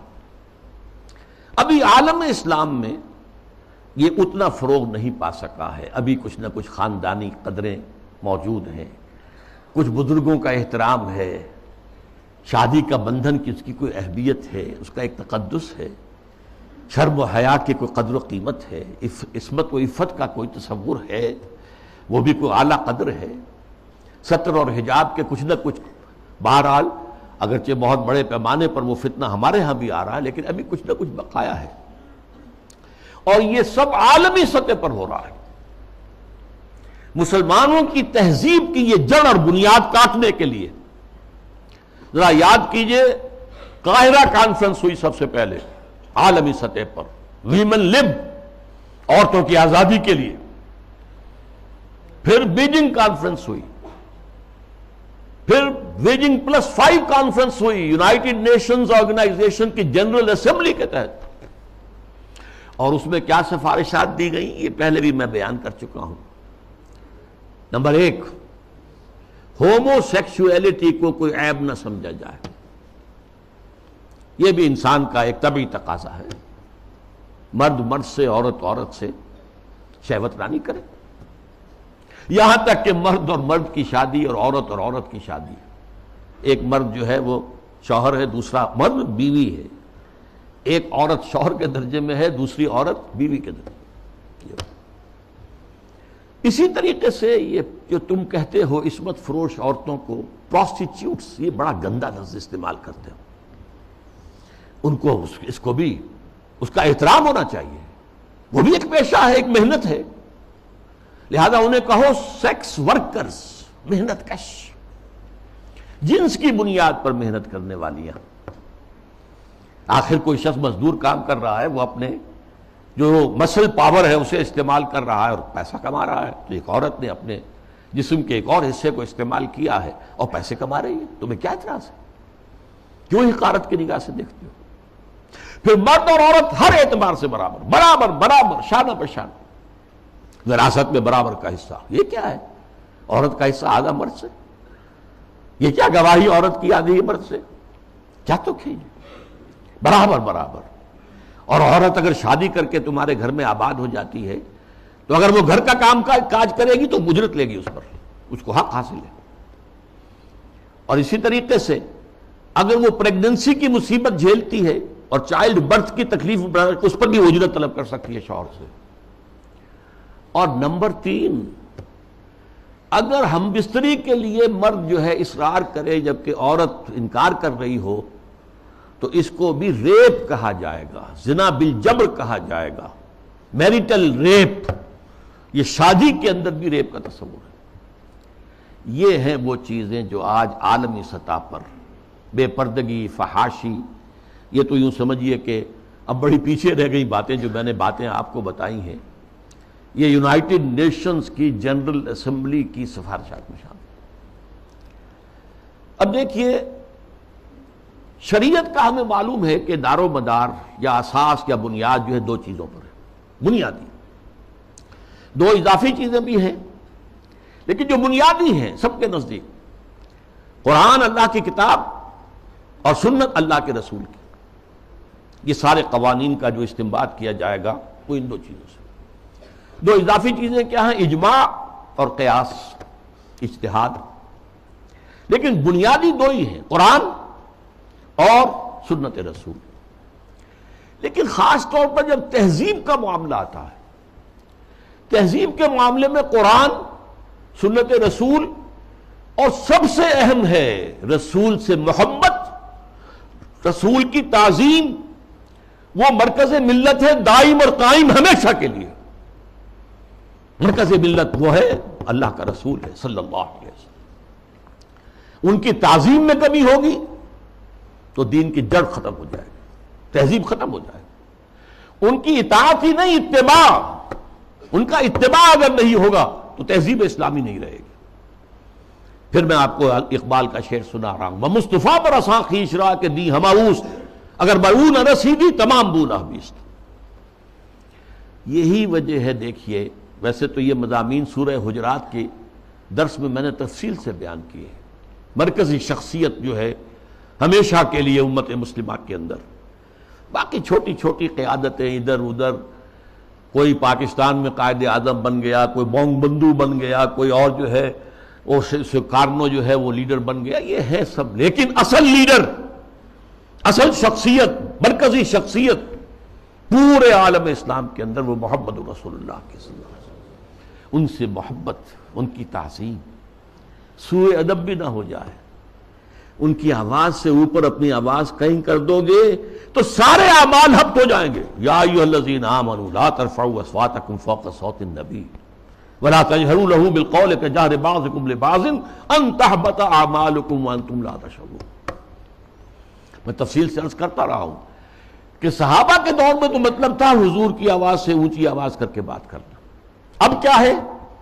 حضور کی بات کے مقابلے میں اپنی بات لانا۔ حضور نے تو یہ کہا لیکن میری رائے ہے، واہ، اگر آپ نے مان لیا کہ حضور نے یہ فرمایا ہے تو پھر آپ کون ہیں؟ یہ تمام اعمال صالحہ، ساری تمہارے کرتوت جو بھی تم نے کمائی کی ہے سب ضائع ہو جائیں گے، تمہیں پتہ بھی نہیں چلے گا۔ بھائی میں نے کوئی گناہ کبیرہ تو نہیں کیا، میں نے کوئی اور نہ زنا کیا، نہ شراب پی ہے، نہ کچھ اور کیا ہے۔ انتم لا تشعرون، تمہیں شعور بھی نہیں ہوگا، اور تمہاری ساری جو بھی اب تک کی کارگزاری ہے، تمہارے اعمال ہیں، وہ سب ہبط ہو جائے۔ اب دیکھیے اس پر ٹو پرونگڈ حملہ ہو رہا ہے مغرب سے۔ نمبر ایک، محمد صلی اللہ علیہ وسلم کی شخصیت کو مجروح کر دو۔ یہ کام پہلے بھی ہوا ہے، لیکن یہ بڑے مصنفین کی کتابوں میں ہوا، بڑے محدود پیمانے پر ہوا۔ اب جو ہوا ہے آپ نے دیکھا توہین رسالت کا معاملہ، اور جتنے بڑے پیمانے پر حضور کے کارٹون بنا کر شائع کیے گئے، انہوں نے دیکھ لیا ہے، ٹھیک ہے عالم اسلام کا رد عمل کیا ہے، کوئی جلوس نکل آئے، کوئی توڑ پھوڑ ہو گئی، کوئی اپنا ہی بگاڑا ہے، ہمارا کیا بگاڑا۔ اس اعتبار سے غور طلب بات یہ ہے، ایک بار جو ہے کاری کیا ہے انہوں نے اور دیکھ لیا کہ ہے کوئی تھوڑے سے لوگ ہیں، کوئی دقیانوسی ہیں، کوئی جذباتی ہیں، ویسے بھی وہ لوگ عام طور پر ان پڑھ ہیں یا مولوی ملاٹے ہیں، بس ان کا اثر انہوں نے قبول کیا ہے۔ کسی حکومت نے کوئی قدم اٹھایا؟ حضور کی شخصیت کو بس کر اس کا ایک بہت بڑا مظاہرہ یورپ کے کتنے اخبارات نے مشائع کر دی، اور کسی طرف سے کوئی معذرت نہیں۔ اور دوسرا معاملہ یہی ہے کہ حدیث کا استخفاف کرو، اور سنت رسول جو ہے وہ اس کی حجیت کو ختم کر دو۔ اب دیکھیے اس پر جو ہے تفریق بین اللہ والرسل، اس کی پشت پر پورا عالم مغرب ہے، یہودی بھی، عیسائی بھی، اور سب سے بڑھ کر عالمی میڈیا، اس سے بھی بڑھ کر civil supreme power on earth the United States of America, وہ اس کی پشت پر ارب ہا ارب ڈالر خرچ کیے جا رہے ہیں این جی اوز پر، اور ان این جی اوز کا کام کیا ہے؟ مسلم تہذیب کی بیخ کرنی۔ یہ جو ہنٹنگٹن نے کہا ہے کہ یہ ذرا لوہے کا چنا ہے، اس کو چبانے کے لیے ذرا لوہے والے دانت ہی چاہیے، ان الحدید بالحدید یفلح، لوہے کو تو لوہا ہی کاٹ سکتا ہے۔ نظام تعلیم کے اندر بنیادی تبدیلیاں کر دی گئی۔ پھر آغا خان فاؤنڈیشن کو امتحانات اور نصاب وغیرہ کا معاملہ ان کے حوالے کر دیا گیا۔ یہ سارا کیا ہے؟ یہ امریکہ اور دوسری طرف عالم اسلام میں جو اس کے پٹھو بیٹھے ہوئے حکمران، ماڈلز، روشن خیالی کے نام سے اور اعتدال پسندی کے نام سے جو پرچار ہو رہا ہے، جو ایوان صدر سے پرچار ہوتا ہے، حکومت کی سطحوں پر، مختلف سطحوں پر پرچار ہو رہا ہے، اور سب سے زیادہ یہ کہ اب میڈیا کے اوپر جو پرچار ہو رہا ہے اور میڈیا کی جو پہنچ ہے اس کا آپ اندازہ کیجیے۔ اس کے ضمن میں خاص طور پر میں آپ سے ذکر کر دوں، جس طرح ہنٹنگٹن کا ذکر آیا ہے، ایسے ہی رینڈ کارپوریشن کی سفارشات چند مہینے پہلے وہ آئی۔ یہ سب سے بڑا ٹاپ کا تھنک ٹینک ہے امریکہ کا، اس نے تجزیہ کیا ہے، اپنے لوگوں کو بتایا، اپنی حکومت کو بتایا ہے کہ مسلمان سب ایک جیسے نہیں ہیں، مسلمان 4 طرح کے ہیں۔ نمبر 1 ہے فنڈامنٹلسٹ، جو اسلام کو صرف ایک مذہب نہیں سمجھتے بلکہ ایک سیاسی، معاشی اور سماجی نظام بھی سمجھتے ہیں۔ ان سے تو ہماری جنگ ہے، ان سے ہماری دشمنی ہے، انہیں ہر قیمت پر ختم کرنا ہی کرنا ہے، یہ فنڈامنٹلسٹ ہے۔ نمبر 2 پر ٹریڈیشنلسٹ ہیں، روایت پسند علماء، ان کے مدرسے ہیں، قال اللہ قال رسول ہے، انہیں نظام سے کوئی بحث نہیں ہوتی، تو یہ فی نفس ہی تو یہ کوئی خطرناک نہیں ہے، لیکن اگر کہیں یہ فنڈامنٹلسٹ کے ساتھ مل جائے تو بہت خطرناک ہے۔ اس کی وجہ کیا ہے کہ انہیں جو ایکسپوژر حاصل ہوتا ہے، ہر جمعے کو لوگ آ رہے ہیں کھچے ہوئے، کچے دھاگے سے بندھے ہوئے آ رہے ہیں، اور وہاں پر ان کو جلسہ مل گیا، گفتگو ہو رہی ہے۔ کوئی اور جماعت جو ہے، کوئی سیاسی جماعت چھوٹا سا جلسہ بھی کرے گی تو کتنے کھکیڑ بول لے گی، پوسٹر شائع کرے گی، کوئی ڈنڈورا پیٹے گی، کچھ اور کرے گی، اشتہار اخبارات میں دے گی۔ یہاں جو ہے کہ خود بخود ہو رہا ہے، کچے دھاگے سے بندھے آئیں گے سرکار میں، اور اکثر مسلمان آتے ہیں تو نہا دھو کر اچھے کپڑے پہن کر آتے ہیں تاکہ ایک اچھے ماحول میں خوشبو لگا کر آؤ، تاکہ اچھا ماحول ہو، پسینے کی بدبوؤں سے طبیعت منغص نہ ہو جائے۔ تو یہ ٹریڈیشنلسٹ جو ہے، ان کا ایکسپوژر بہت بڑا ہے۔ اگر یہ فنڈامنٹل کے ساتھ مل جائے تو بہت خطرناک ہے۔ پھر انہوں نے اس پر مشورہ بھی دیا ہے، ان کو ان کے باہمی مسلکانہ اور مذہبانہ جو اختلافات ہیں ان کے اندر لگائے رکھو، بھڑکاؤ ان کو تاکہ اور ادھر ادھر نہ دیکھ سکے۔ تیسرے نمبر پر اس نے کہا کہ ماڈرنسٹ ہے، ایسے دانشور ہیں کہ جو اسلام کی تعبیر ایسی کر رہے ہیں، اسلامی تہذیب کی، کہ جو ہماری تہذیب کے ساتھ کمپیٹیبل ہے، جڑ جاتی ہے، مل جاتی ہے، وہ ہماری تہذیب کے لیے کوئی چیلنج نہیں رہتی، وہ تعبیر۔ یہ جو ماڈرنسٹ دانشور ہیں، ان کی ضرورت ہے کہ ان کو سپورٹ کیا جائے، ان کی مدد کی جائے، اور خاص طور پر الیکٹرانک میڈیا میں ان کو ایکسپوژر دیا جائے۔ یہ نوٹ کیجئے، یہ ساری چیزیں جو ہو رہی ہیں، ڈانڈے کہاں مل رہے ہیں، کہاں سے آ رہی ہیں ہدایات، کس کی طرف سے پالیسی لائنز جو ہے فکس کی گئی ہیں، میڈیا پر ان کو ایکسپوژر دیا جائے، اس لیے کہ ظاہر بات ہے مسجد میں تو کوئی ان کی بات سنے گا نہیں، کون کھڑا ہونے دے گا ان کو ممبر پر، لہذا ان کے لیے ذریعہ جو ہے اس سے کہیں زیادہ وسیع اب ذریعہ ہمارے پاس میڈیا کا ہے، اس پر ایکسپوژر دو۔ چوتھے انہوں نے کہا کہ مسلمانوں میں بھی بڑی تعداد ہے جو خالص سیکولر ہو چکے ہیں، وہ تو ہمارے ہیں ہی ہیں، وہ سمجھتے ہیں کہ یہ نماز روزہ ہے تو بس انفرادی مسئلہ ہے، کوئی کرے نہ کرے، لیکن یہ ہے کہ اس کا ریاست سے، حکومت سے، قانون سے، تہذیب سے، تمدن سے کوئی واسطہ نہیں۔ تو یہ 4 کیٹیگریز میں سے یہ 2+2 ہو گئے، ماڈرنسٹ اور سیکولرسٹ تو ہمارے ساتھی ہیں، اور یہ فنڈامنٹلسٹ اور ٹریڈیشنلسٹ، انہیں ٹیکل کرنا پڑے گا، سب سے بڑھ کر فنڈامنٹلسٹ کو، جو اسلام کو ایک نظام سمجھتے ہیں، سیاسی، معاشی، معاشرتی نظام، اور اس کے بعد یہ کہ یہ جو ٹریڈیشنلسٹ ہیں جن کا کہ اثر و رسوخ عوام کے اندر ہے، تو ان کو جو ہے اپنے باہمی اختلافات میں الجھائے رکھا جائے۔ اب میں چند مثالیں آپ کے سامنے پیش کر رہا ہوں، اس کے جو مظاہر ہیں۔ ظاہر بات ہے کہ وہ تو مثالیں تو بے شمار ہو سکتی ہیں، لیکن اس وقت میں چند مثالیں دوں گا۔ دیگ کا کہ چند چاول بتا دیتے ہیں کہ دیگ کا کیا حال ہے۔ ہمارے ہاں کے ایک بڑے ابھرتے ہوئے دانشور ہیں، انہیں اب بڑا مقام حاصل ہو گیا ہے، میڈیا میں بھی، سرکاری معاملات میں بھی، کونسل آف اسلامک آئیڈیالوجی میں، اور اسی طرح کے ایک اور دانشور ہیں کہ جنہیں بٹھا دیا گیا ہے سپریم کورٹ کی شریعت اپیلیٹ بینچ میں، وغیرہ وغیرہ۔ بہرحال وہ جو دانشور ہیں جن کا میں نے پہلے ذکر کیا، ان کی ایک بات سامنے آئی، یہ پردہ وردہ اسلام میں نہیں ہے، یہ کوئی مستقل حکم نہیں ہے، یہ تو ایک خاص زمانے کا کلچر تھا، کلچر ہے صرف، اس سے زیادہ اس کی کوئی اہمیت نہیں۔ یہ بات صحیح ہے کہ یہ کلچر ہے، لیکن یہ مسلم کلچر ہے، صرف اس زمانے کے لیے نہیں تھا، یہ ہمیشہ کے لیے کلچر ہے۔ اس لیے کہ ظاہر بات ہے جب اسلام آیا ہے تو عرب میں کوئی کلچرل ویکیوم تو نہیں تھا، ان کا اپنا کلچر تھا۔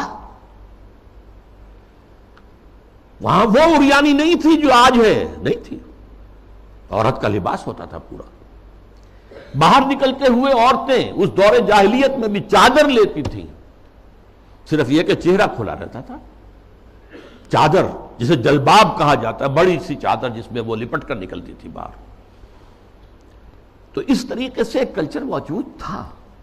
پھر یہ بھی تھا بند سنور کر نکلنا اور لوگوں کی نگاہوں میں کھبنا، یہ بھی عام تھا، اس کے اوپر کوئی پابندی نہیں تھی، مخلوط معاشرت تھی، یہ تھی۔ اب اسی معاشرت کے اندر اسلام نے تبدیلیاں کی۔ پہلی بات فرمائی وقرن فی بیوتکن، مسلمان عورتوں، خواتین، تمہاری اصل جگہ تمہارا گھر ہے۔ بند سنور کر باہر نکلنا اور اپنے نسوانی حسن کی نمائش کرنا یہ ہرگز تمہارے لیے جائز۔ ولا تبرجن تبرج الجاہلیت الاولی، اور دیکھو جب گھر سے نکلتی ہو، نکلنا پڑے ضرورت سے، بول تو تمہاری اصل جگہ تمہارا گھر ہے۔ نکلنا ہے تو بھی جلباب جو ہے، جلباب اس کا ایک پلو اپنے چہرے کے آگے بھی لٹکا لیا کرو، نقاب کی شکل کے اندر، کہ چہرہ چھپ جائے۔ تمہارا جو نسوانی حسن ہے جس کا سب سے بڑا انڈیکس جو ہے چہرہ ہوتا ہے، وہ عام لوگوں کی نگاہوں میں نہ آئے۔ یہ سارے احکام کائے کے لیے دیے گئے۔ اس معاشرے میں ایک تبدیلی کی گئی۔ دوپٹہ وہاں بھی تھا، بِخُمُرِهِنَّ جو سورہ نور میں آیا لفظ، خمار اوڑھنی کو کہتے ہیں۔ اوڑھنی ہوتی تھی اور عام عورت کام کرتے ہوئے وہ اس کو اپنی کمر کے گرد کس لیتی تھی، کمر کس کے، لہذا کام کرتی تھی گھر کا، یا پھر یہ کہ گلے میں ڈال لیا۔ سر کو ڈھانپنا اور خاص طور پر جو اپنے سینہ ہے، سینے کو اس کے کور کرنا، یہ نہیں تھا، اس میں کہہ دیا تم اپنا جو ہے سر بھی ڈھانکو، اور وَضْرِبْنَ بِخُمُرِهِنَّ عَلَى جُيُوبِهِنَّ، اپنے گریبانوں کے اوپر اپنی اوڑھنیوں کے بکل مارو، تاکہ جو عورت کا نسوانی حسن ہے اس میں ایک بہت بڑا حصہ یہ بھی ہے، اس کو مزید چھپاؤ۔ کرتا تو پہلے سے تھا، لیکن یہ وَضْرِبْنَ بِخُمُرِهِنَّ عَلَى جُيُوبِهِنَّ، یہ جو تمہارے خمار ہیں، جو تمہاری یہ اوڑھنیاں ہیں، ان کے ذرا بکل بھی مار لیا کرو اپنے اوپر۔ اس نے وہ تہذیب پیدا کی ہے جس کا میں تذکرہ کر چکا ہوں کہ اس نے ہماری ایک طرز تعمیر بھی تبدیل کر دی، مردانہ اور زنانہ معاملہ، اور گھر بنانا، مورش آرکیٹیکچر خاص طور پہ دنیا کے اندر مشہور ہے، ٹاپ کے آرکیٹیکچرز میں سے، اور پھر یہ سارا جو نظام بنا ہے، اور یہ چلا آیا، انگریزوں کے دور میں بھی نہیں ختم ہوا یہ، اور فرانسیسی کہیں گئے، کہیں اور گئے، کوئی اور پورچوگیز گئے، ڈچ گئے، وغیرہ وغیرہ، اطالوی گئے، لیکن یہ تہذیب کا جو یہ سٹرکچر تھا یہ قائم رہا، انٹیکٹ رہا۔ اب اس کے خلاف جو مہم ہو رہی ہے وہ میں آپ کو بتا چکا ہوں کہ عالمی سطح پر ہے۔ جیسے یہ پردے کے معاملے میں، یہ پردہ جو کہ میں نے ایک بڑی مفصل تقریر کی تھی، پردے 4 ہیں، ایک نہیں 4۔ پہلا پردہ جو ایک پورے کرٹن کی طرح گویا کہ ہمارے پورے معاشرے کے اندر تنا ہوا ہے، وہ سیگریگیشن آف سیکسز، عورتوں اور مردوں کو علیحدہ کرو، مخلوط معاشرت نہ ہو۔ دعوت ولیمہ ہو رہی ہے تو ایک طرف عورتیں ہیں، دوسری طرف مرد ہیں، مخلوط نہیں۔ لیکن اب مخلوط بھی ہوتی، وہ تو جدید تہذیب جو ہے جیسے جیسے پھیل رہی ہے، اور کمال یہ کرتے ہیں کہ دولہا اور دلہن کو سجی سجائی دلہن کو لا کر جو ہے وہ وہاں پر اسٹیج پر بٹھا دیتے ہیں۔ بڑھ رہا ہے کینسر جو ہے وہ آگے سے آگے بڑھ رہا ہے۔ پہلا پردہ سیگریگیشن، ٹھیک ہے، کوئی کام کرنے کی پابندیاں نہیں ہے، تعلیم حاصل کرنے پر پابندی نہیں ہے، لیکن یہ کہ سیگریگیشن کے ساتھ ہوگا جو بھی معاملہ ہوگا۔ میں تفصیل سے کر چکا ہوں، وہ میری تقریر کے ویڈیو بھی ہیں، آڈیو بھی ہیں، وغیرہ وغیرہ، اور شاید وہ کہیں مضمون کی شکل میں میثاق میں چھپ بھی چکی ہو۔ اگلا پردہ کیا ہے کہ عورت گھر سے نکلے تو یا جلباب کے اندر لپٹی ہوئی ہو، اور یا یہ ہے کہ پھر اسی کی ایک شکل بن گئی، وہ لپٹی ہوئی بھی ہو، اپنے چہرے کے اوپر ایک اس کا حصہ پلو لٹکا بھی لے، اسی کی شکل بعد میں برقعے کی شکل میں آ گئی، آسانی ہو گئی۔ جلباب میں ہے تو آپ کا ایک ہاتھ جو ہے عورت کا وہ چادر کو سنبھالنے پر لگے گا، صرف ایک ہاتھ فری ہوگا۔ اگر آپ نے برقع اوڑھ لیا ہے اور نقاب بھی ڈالا ہوا ہے تو دونوں ہاتھ فری ہیں. ڈاکٹر کے ہاں جانا ہے، بچے کو لے کر دکھانا ہے، بچے کو گود میں لیا اور ایک ہاتھ میں بوتل لے رکھی ہے دوا کے لیے، ورنہ یہ ہے کہ معاملہ مشکل ہو جائے گا. تو برقع اس کی ایک ارتقائی شکل ہے. تیسرا پردہ چار دیواری، گھر کے اندر صرف محرم داخل ہوگا، نہ محرم نہیں جائے گا، چاہے وہ آپ کا داماد ہے. لیکن داماد کی محرم صرف اس کی بیوی ہے، آپ کی ایک بیٹی ہے، دوسری بیٹیاں اس کی محرم نہیں ہے. ساس محرم ہے اور آپ کی بیوی آپ کی محرم ہے، وہ اگر آئی ہوئی ہے اپنے میکے میں ٹھیک ہے، لیکن یہ کہ اندر جو دوسری لڑکیاں ہیں وہ نامحرم ہیں، سالیاں جو ہیں وہ تمہاری محرم نہیں ہیں. یہ تیسرا پردہ ہے. چوتھا پردہ ہے ستر. محرموں کے سامنے بھی پورا جسم نہیں کھول سکتے، صرف چہرہ، سر کے بال بھی نہیں، ہاتھ اور پاؤں. یہ ستر کہلاتا ہے. یہ تیسرا پردہ ہے. ان تین چیزوں کے علاوہ کوئی جسم کا حصہ باپ کی نظر پہ بھی نہیں آنا چاہیے، بھائی کی نظر میں بھی نہیں آنا چاہیے. مستور رہے گی گھر کے اندر بھی مسلمان عورت. اس کے بعد جو ہے وہ صرف شوہر کا معاملہ ہے.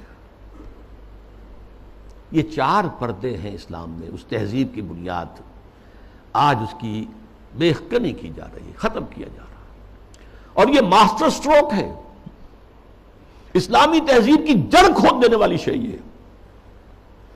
جیسا کہ میں نے عرض کیا کہ ایک کلچر تھا، اس کلچر کے اندر کچھ اضافہ کر دیا گیا. ایسے ایک مثال حج کی ہے. حج تو دور جاہلیت میں بھی ہو رہا تھا، بس یہ تھا کہ تلبیہ میں انہوں نے شرک شامل کر دیا تھا. لبیک اللہم لبیک، لبیک اللہم لبیک، لبیک لا شریک لک لبیک الا شریکا تملکہ وما ملک.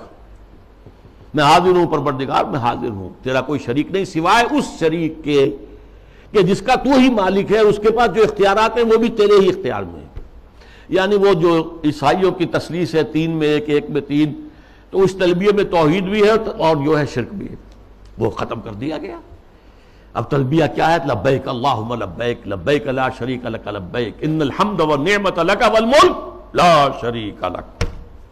بس یہی اصلاح کی گئی نا. تلبیہ پہلے بھی تھا، اب بھی. طواف حرم کا پہلے بھی تھا، اب بھی ہے. بیت اللہ آپ جانا ہے، منا میں ٹھہرنا ہے، اور پھر اس کے بعد جو ہے وہ جانا ہے عرفہ، میدان عرفات میں.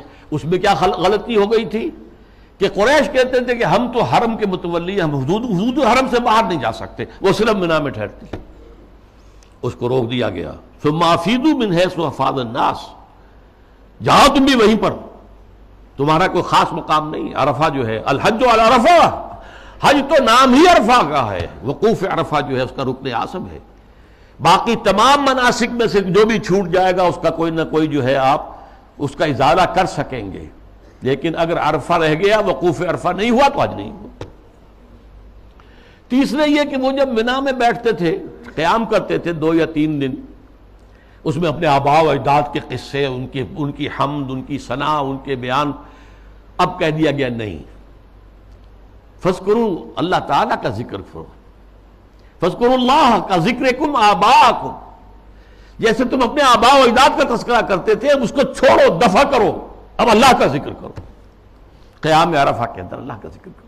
تو دیکھیے وہ چیز جو موجود تھی اسی میں اضافے کے ساتھ، کمی کے ساتھ حج کے مناسک بنا دیے.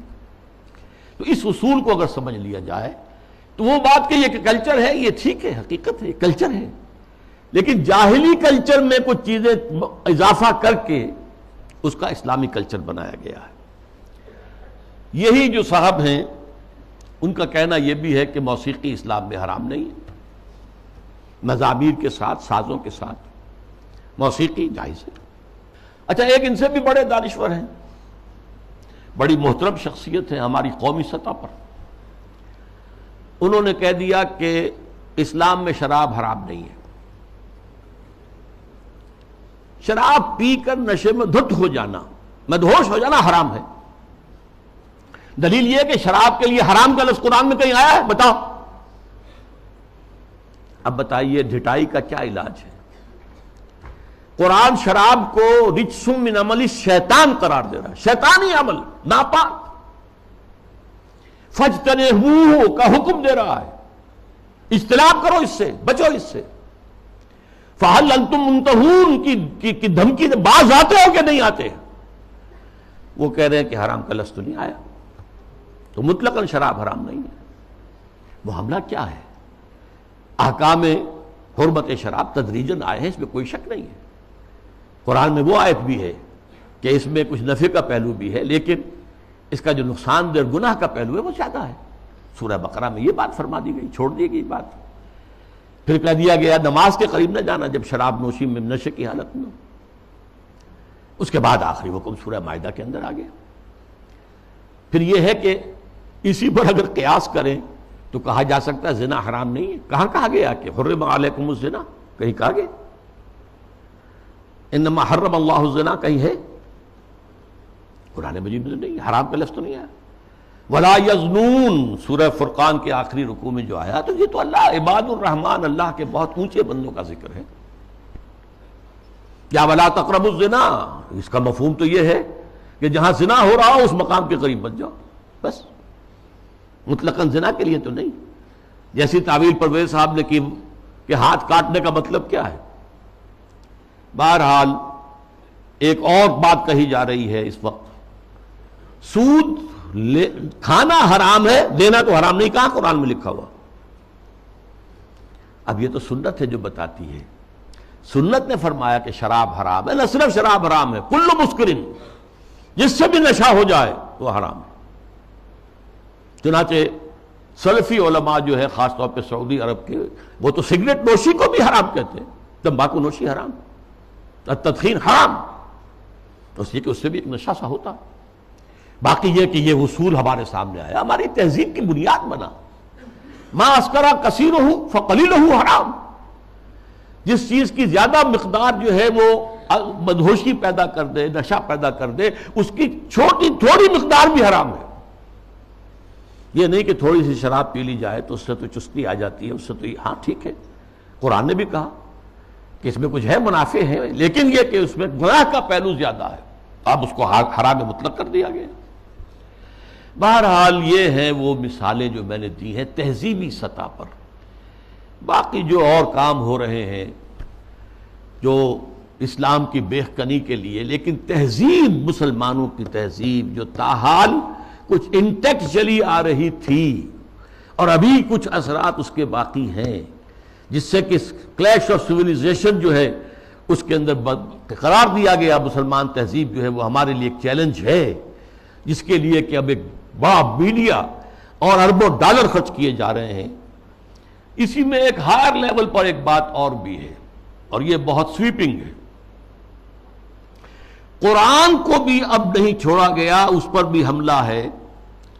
قرآن سے بھی صرف اصول لیے جائیں گے، اسپیسیفکس، معین احکام قرآن کے جو ہیں وہ صرف اپنے دور کے لیے تھے۔ اگر زنا کا، شادی شدہ مرد اور عورت کا، رجم کا ہے، یہ اپنے وقت کی بات ہے، یہ مطلقاً نہیں ہے، ہمیشہ کے لیے نہیں ہے۔ ہاتھ کاٹ دینا چوری کا، یہ اس دور کے لیے تھا، ہمیشہ کے لیے نہیں ہے۔ اصول لے لو، زنا نہیں ہونا چاہیے، اصول لے لو، چوری نہیں ہونی چاہیے۔ اسپیسیفکس جو ہیں خاص طور پر حدود و تعزیرات کے اندر، یہ صرف اس دور کے ماحول کے اعتبار سے تھی، یہ چیزیں لاگو نہیں ہیں۔ یعنی سنت تو سنت ہے، آگے قرآن کے اوپر بھی ہاتھ صاف کیا جا رہا ہے، بازی بازی بارش بابا ہم بازی۔ حالانکہ یہ بات نوٹ کر لیجئے کہ یہ ختم نبوت کی نفی ہے، اس لیے کہ تکمیل نبوت و رسالت جو ختم نبوت کا لازمی تقاضا ہے، اس کا مطلب تو یہ ہے کہ ہدایت آخری آ چکی اور دین کی تکمیل ہو چکی۔ الیوم اکملت لکم دینکم واتممت علیکم نعمتی ورضیت لکم الاسلام دینا۔ اگر دین ابھی اس معنی میں مکمل نہیں ہوا تھا اور قرآن جو ہے لفظ لفظ اس کا اگر لازم نہیں ہے تو ابھی نبوت ختم نہیں ہونی چاہیے تھی، پھر تو ابھی وحی کا دروازہ کھلا رہنا چاہیے تھا، جیسا کہ غلام محمد قادیانی نے کہا۔ اگر تو یہ چیزیں جو ہے ابھی اور تمدنی ارتقاء کے ساتھ، حالات کی تبدیلی کے ساتھ خود قرآن کے اندر بھی کوئی رد و بدل ہو سکتا ہے، تو پھر گویا کہ ہم نے ختم نبوت کی مہر توڑ دی۔ اسی لیے یہ ختم نبوت کا فتنہ، اس کی نفی، اس کی مہر کو توڑنا غلام احمد قادیانی اور سنت کی اس طرح کی نفی جو غلام احمد پرویز کے ہاتھوں ہوئی ہے، یہ آپس میں بہت ایک دوسرے سے قریب ہے، حاصل دونوں کا ایک ہی ہے۔ اب جو نتیجہ میں نکال رہا ہوں، اس گمراہی کا جادو جو ہے وہ اب سر چڑھ کر بول رہا ہے، اور ایک عظیم سیلاب کے مانند اسلام کی بچی کھچی تہذیبی اقدار کو بھی ختم کرنے پر تلا ہوا ہے۔ آخر میں عرض کروں گا کہ اس کا علاج کیا ہے۔ واقعہ یہ ہے کہ علاج آسان نہیں ہے، لیکن ہمیں اپنی نجات کے لیے، اخروی فلاح کے لیے اپنی سی محنت اور سعی اور جہد کرنی ہی کرنی ہے، پیسیولی نہیں لینا ہے۔ ہاں باطل کا طوفان ہے، بہت سخت ہے، ٹھیک ہے، لیکن کھڑے رہنے کی کوشش کرنا ہے، بلکہ اس کا رخ موڑنے کی کوشش کرنی ہے۔ اصل تو اس کا رخ موڑے گا اگر کسی وقت اللہ کرے کہ یہ پاکستان کے نصیب میں ہو کہ کسی ملک میں اگر اسلامی نظام مکمل قائم کر کے دکھا دیا جائے دنیا کو، اس کی برکات لوگوں کو بچشم سر نظر آ جائے، تب اس دجالیت کا توڑ ممکن ہوگا، اس سیلاب کا رخ موڑا جا سکتا ہے۔ لیکن اس اصول کو عام کرنا، خود اپنے ذہن کے اندر بٹھا لینا کہ کتاب اللہ اور سنت رسول اللہ لازم و ملزوم ہے، ان کے درمیان متن اور شرح کا تعلق ہے۔ رشتہ جو ہے متن اور شرح، ایک متن ہے ایک اس کی شرح ہے، اور اس کی حتی الامکان ہر مسلمان تبلیغ کرے، اسے پھیلائے اپنے رشتہ داروں میں، اپنے قریبی لوگوں میں، اپنے عزیزوں میں، جہاں کام کرتا ہے وہاں کے جو اپنے کولیگز ہیں ان میں۔ اور دوسری اور اہم تر بات کیا ہے، ہم خود قائم رہے پورے کے پورے اسلامی اقدار پر، ہم اپنے گھروں میں اسلامی پردہ نافذ کریں، ستر و حجاب کے احکام نافذ کریں، یہ تو ہم کر سکتے ہیں۔ ابھی ہمارے ملک میں مصطفیٰ کمال پیدا نہیں ہوا، ٹھیک ہے، ایک شخص نے اس کو، مشرف صاحب نے آئیڈیل قرار دیا، لیکن ابھی کسی نے پردہ جو ہے اس کو لازماً منسوخ نہیں کیا، جیسا کہ ترکی میں ہو گیا تھا۔ لیکن یہ کہ اگر ہم نے کیا ہے تو خود کیا ہے، مغربی تہذیب کو خود اپنے سینے سے لگایا، شرعی پردہ نافذ کرو اور اسلامی تہذیب کے ساتھ چمٹ جاؤ، تمسک کرو، چاہے تم اجنبی ہو جاؤ، چاہے تمہیں دقیانوسی کہا جائے، چاہے تم پر پھپتیاں کسی جائیں کہ اگلے وقتوں کے ہے یہ لوگ انہیں کچھ نہ کہو، یہ فنڈامنٹلسٹ ہیں، یہ تاریخ خیال لوگ ہیں، یہ رجعت پسند قسم کے لوگ ہیں، یہ قدامت پرست لوگ ہیں، یہ کٹھ ملا ہیں، جو چاہے کہہ دے دنیا، لیکن برداشت کرو، کھڑے ہو جاؤ۔ وہی حدیث، اسی پر میں اپنی بات ختم کروں گا جو میں نے سنائی تھی، بدا الاسلام غریباً وسیعود کما بدا۔ آج اسلام کے غربت کا سب سے بڑا دور آ چکا ہے۔ پہلے ریاستی اور سیاسی سطح کے اوپر آیا تھا، پھر معاشی سطح کے اوپر آیا، پھر اب جو ہے تہذیبی سطح پر، سماجی سطح پر، آئینی قوانین پر، ستر و حجاب کے احکام پر، عصمت و عفت کی اقدار پر، شرم و حیا کے اقدار پر یہ جو حملہ ہے، یہ غرب بدا الاسلام غریباً وسیعود کما بدا، یہ اپنی انتہا کو پہنچ گیا۔ فطوبیٰ للغرباء، تو ان لوگوں کے لیے تہنیت ہے، مبارکباد ہے جو اسلام کی اس غربت اور اجنبیت کے دور میں خود غریب بن جائیں، اجنبی بن جائیں، تانے سنیں لیکن کھڑے رہیں، اسلام کو اور اسلامی اقدار کو سینے سے لگائے رکھیں، چمٹے رہیں۔ وہ لوگ ہیں جن کے لیے مبارکباد ہے، تہنیت ہے، بشارتیں ہیں۔ اللہ تعالیٰ مجھے اور آپ کو اس معیار پر پورا اترنے کی توفیق عطا فرمائے۔ الحمدللہ الذی ہدانا لہذا وما کنا لنہتدی لولا ان ہدانا اللہ۔ جو بھی اللہ نے ہمیں ہدایت اپنی کتاب اور اپنے رسول کی سنت کے ذریعے سے عطا کی ہے، اس پر قلب کی گہرائیوں سے شکریہ ادا کیجئے۔ الحمدللہ الذی ہدانا لہذا وما کنا لنہتدی لولا ان ہدانا اللہ۔ ربنا لا تزغ قلوبنا بعد اذ ہدیتنا وہب لنا من لدنک رحمہ۔ اے اللہ، تو نے ہدایت جو عطا فرمائی تھی امت مسلمہ کو، اب اس کے بعد اس کے دل کج نہ ہونے دے، اے اللہ اپنی حفاظت میں رکھ امت کو. اب اس کی بچی کچی اقدار کے خلاف بھی جو سیلاب آ رہا ہے، اے اللہ ہمیں توفیق دے کہ اس کے مقابلے کے اندر کھڑے ہو جائیں. ربنا لا تزغ قلوبنا بعد إذ هديتنا وهب لنا من لدنك رحمة إنك أنت الوهاب. اللهم اغفر لنا ولآبائنا ولأمهاتنا ولجميع المؤمنين والمؤمنات والمسلمين والمسلمات الأحياء منهم والأموات إنك سميع مجيب الدعوات. اللهم اشف مرضانا اللهم اشف مرضانا اللهم اشف مرضانا. اللهم حبب إلينا الإيمان وزينه في قلوبنا وكره إلينا الكفر والفسوق والعصيان. وصلى الله تعالى على خير خلقه محمد وبارك وسلم تسليما كثيرا كثيرا.